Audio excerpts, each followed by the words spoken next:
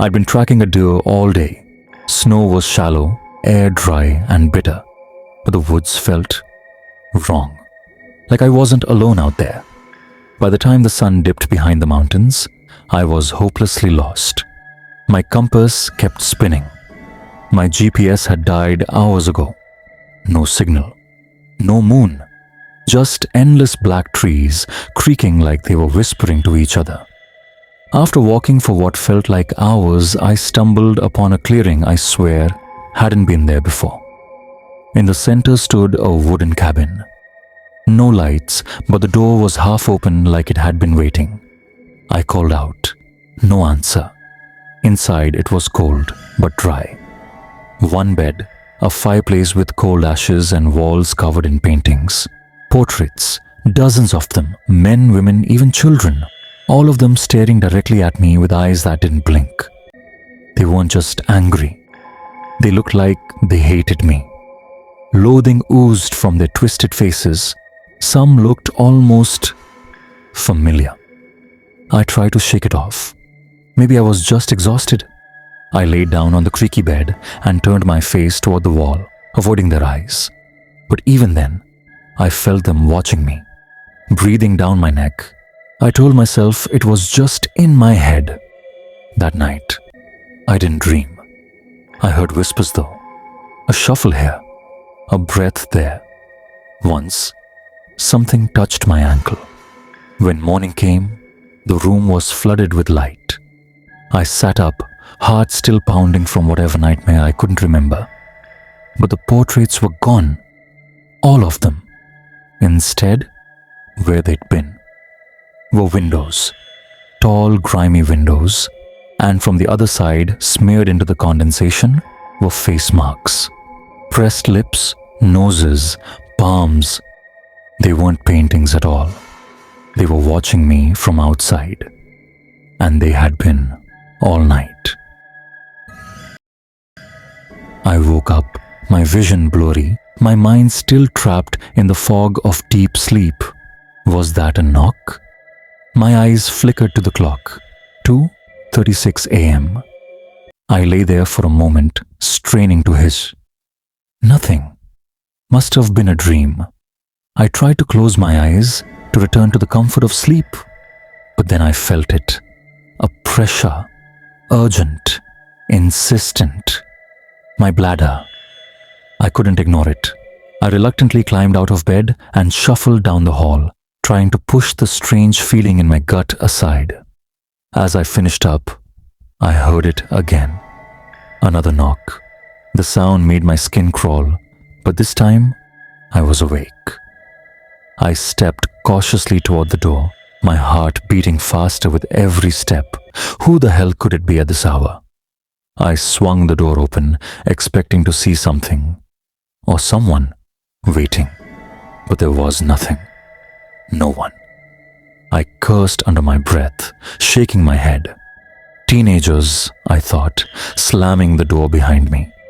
But as I climbed back into bed, the weight of the silence was suffocating. I closed my eyes, trying to banish the feeling. But then it came again. Knock. This time, I couldn't move. My body froze, paralyzed, my eyes locked on the ceiling, the air thick with dread. I was completely still, barely breathing. And then, I understood. The knocking. It wasn't at the door. It was coming from under my bed. I could feel it then. You return to your apartment after a grueling day of work, eager to just get inside and rest. As you reach for your keys to unlock the door, you notice something off. The door is already slightly ajar. You stand there in the doorway, confusion settling over you, trying to figure it out. And then it hits you like a wave. This isn't your room. As you turn to leave, a sudden movement in the corner of your eye freezes you in place. A man, hunched over, is devouring something. A dish of flesh, tearing into it with his bare hands like a wild animal. Red drips down the side of his mouth, and the smell that hits your nostrils is enough to make your stomach churn. You can't move. Your body stiffens as you watch. Your hand moves instinctively to cover your nose and mouth, but in doing so, you bump your elbows against the doorframe. Time seems to freeze. The man stops eating. For a moment, he's perfectly still. And then his head jerks up, eyes darting around, searching for the source of the noise. He finds you. Those eyes lock onto yours. Your legs betray you, and before you know it, you're running. Running from the horrors of that room, from the man and his unholy feast. As you slam the door behind you, the man, calm and eerily composed, gets up, locks the door with a click, and sits back down. He picks up another slice of what you can only pray is pizza, muttering quietly to himself, "Crazy vegans." In a small, forgotten town, tucked away from the busy roads, there stood an old, abandoned bookstore. It had been empty for years, its windows boarded up, its sign long since faded by time and neglect. Locals would often whisper about the place, telling tales of strange happenings and eerie sounds that came from within. They said the bookstore was haunted by the ghost of a writer who had vanished without a trace many years ago, leaving behind only unfinished stories and a mysterious curse. One stormy evening, as the wind howled and the rain beat against the windows, Jack, a curious journalist with a taste for the supernatural, decided to see for himself. His instincts told him that there was something worth uncovering in that old building. As he stepped inside, the heavy door creaked loudly, sending a shiver up his spine. The air was thick with dust, so dense that it almost felt like a veil over the entire room. The faintest sliver of moonlight filtered through a crack in the wall, but the only real illumination came from the beam of his flashlight. Shadows seemed to move with him as he walked deeper into the store, each step echoing in the stillness. Then, as if from nowhere, he heard a soft whisper, barely audible above the storm. "Don't read the last page." His breath caught in his throat, and he froze. He wasn't sure if the voice had come from the wind, his own imagination, or something much darker. But the warning felt real. With a sense of unease, Jack moved toward the corner where the voice had seemed to come from. There, buried under layers of dust and forgotten for years, lay an old book on a shelf. The title was written in gold lettering that had almost faded entirely, but Jack could just make it out. The last page. His heart raced. Against his better judgment, he reached for the book, brushing away the cobwebs that clung to it. As his fingers touched the cover, a chill ran through his body, and the air around him grew unnaturally cold. He hesitated, but curiosity got the better of him. He opened the book. The pages were old, brittle, and yellowed with age, but as soon as the first page turned, something strange happened. The pages began to glow faintly, a soft, ethereal light that seemed to pulse in time with his heartbeat. Suddenly, the temperature in the room plummeted. His breath became visible in the air, and before him, the ghostly figure of a writer appeared, as if summoned by the very act of reading. The figure was transparent, but Jack could make out the features. A man in old-fashioned clothing, his eyes wide with an expression of deep sorrow. He looked at Jack with a gaze that sent shivers down his spine. "Leave now," the ghostly figure whispered, his voice cold and hollow. Jack's body froze. His mind screamed for him to move, to run, but his limbs wouldn't obey. The writer's hand, as cold as ice, touched his shoulder. Jack felt a surge of fear unlike anything he had ever experienced, but still, he could not tear his eyes away from the figure. "Leave now," While you still can, the writer repeated, his voice growing more desperate. Panic set in, and with all the strength he could muster, Jack wrenched himself free from the writer's grip. He turned, stumbling through the darkness, his flashlight flickering in the oppressive gloom. He ran blindly, his feet carrying him toward anything that could get him out of that cursed place. It was then that he found it, a hidden passage, barely noticeable, tucked away behind a shelf. Without thinking, he squeezed through it, feeling a strange sense of relief as he emerged on the other side. The cold hand was gone, but there was something else now. A deep, unsettling peace that washed over him, though it didn't make him feel safe. Days later, Jack received an unexpected letter. The envelope was old, its edges worn, and there was no return address. Inside, he found a single page, aged and yellowed, written in a script he couldn't quite decipher. It was the last page of the book, the one he had never dared to read. As his eyes scanned the words, his stomach churned. Every story has an ending, but some endings are just the beginning.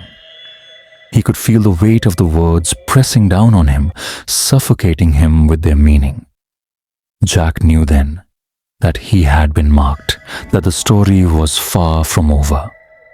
In a panic, he burned the letter, watching the flames consume it.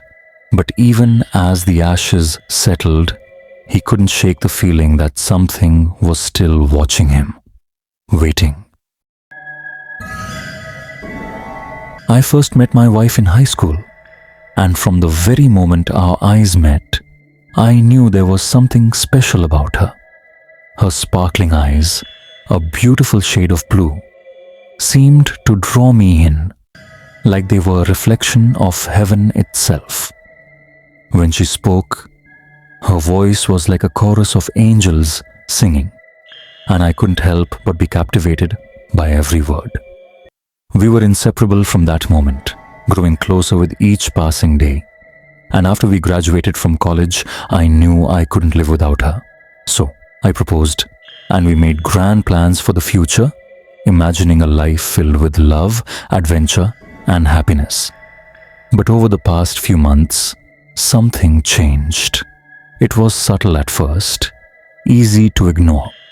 She started acting strange, tossing and turning in bed all night, murmuring things I couldn't quite make out. Her usual peaceful sleep had been replaced by restless, agitated movements. Some nights I would wake to hear faint screams, distant and chilling, as though coming from somewhere far away. But they always seemed to be coming from her. I tried to tell myself it was just stress, the pressure of our upcoming wedding. But deep down, I knew something wasn't right. Still, I loved her more than anything, and I couldn't imagine life without her, so I pushed the doubts aside. We decided to get married in our local church. It was a small, simple ceremony, just a few close friends and family, and everything was supposed to be perfect. I waited nervously at the altar, looking down at the aisle, eager to see her walk down the path to me. The church was quiet, the kind of silence that made every breath feel amplified. I nodded to the priest, my nerves on edge. The men sitting in the front row exchanged uneasy glances, as if they knew something I didn't. When she finally appeared at the back of the church, I felt my heart skip a beat. She looked beautiful, but there was something different in the way she moved, like she wasn't entirely there. Her steps were jerky, her eyes distant, as though she were in a trance. I tried to shake off the feeling. After all, this was our wedding day, the happiest day of our lives, right? But when she reached the altar, everything changed. The priest began the ceremony, his voice steady. But the moment he reached for her, something in the air shifted. The calm and peaceful atmosphere was replaced by an overwhelming sense of dread. The priest reached out and placed his hands on her, and I saw it. Her eyes. They weren't the eyes of the woman I had loved for so long. They were dark, empty, hollow, filled with something ancient and terrifying. Before I could react, the priest signaled the men in the front row. They moved quickly, pinning her to the altar with strength I never knew they had. Her body jerked violently, her limbs twisted in unnatural ways. She hissed, a sound like the growl of an animal, and howled in pain, her body writhing in agony. The sound sent a shiver down my spine, but I couldn't look away. The priest held a crucifix in front of her face, chanting prayers in a language I didn't understand. Her eyes flickered to me, still filled with that terrifying emptiness.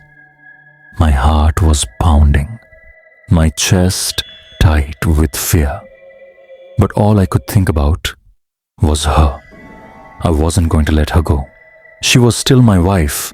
I had to have her back, no matter what it took. I wanted my wife back, I whispered, my voice trembling.